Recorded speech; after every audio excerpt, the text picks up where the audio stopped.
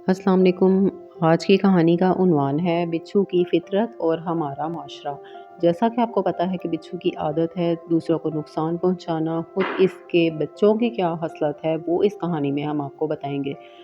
बिच्छू बच्चे पैदा करने के बाद उनको अपनी कमर पे बिठा देता है और ये बच्चे अपनी ही माँ की कमर का गोश्त नोच नोच कर खाते रहते हैं। माँ ताकत रखने के बावजूद कुछ नहीं कर सकती, शिकवा नहीं करती, चुपचाप तकलीफ सहती रहती है और ये बच्चे उसका गोश्त खाते रहते हैं। माँ चलने के काबिल नहीं रहती लेकिन बच्चे खुद चलने के काबिल हो जाते हैं। तब तक उनकी माँ भी मर जाती है और ये बच्चे अपनी ज़िंदगी में मगन हो जाते हैं।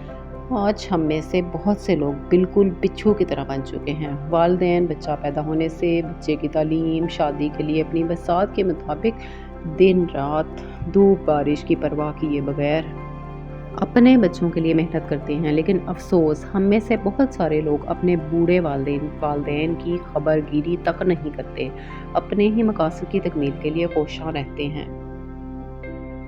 बिल्कुल एक बिच्छू की तरह अल्लाह पाक कुरान पाक में फरमाते हैं कि अपने वालिदैन के सामने ऊंचा ना बोलो और उनको उफ तक ना कहो। फिर फरमाते हैं कि बाप की रज़ा में अल्लाह की रज़ा है। फिर फरमाते हैं कि वालिदैन का हर हुक्म मानो। फिर फरमाते हैं कि वालिदैन के चेहरे की तरफ देख कर मुस्करा देना मकबूल हज का सवाब है। बहुत शुक्रिया देखने के लिए आप सबका। जज़ाकल्लाह। वीडियो को शेयर करना मत भूलिएगा। अल्लाह हाफिज़।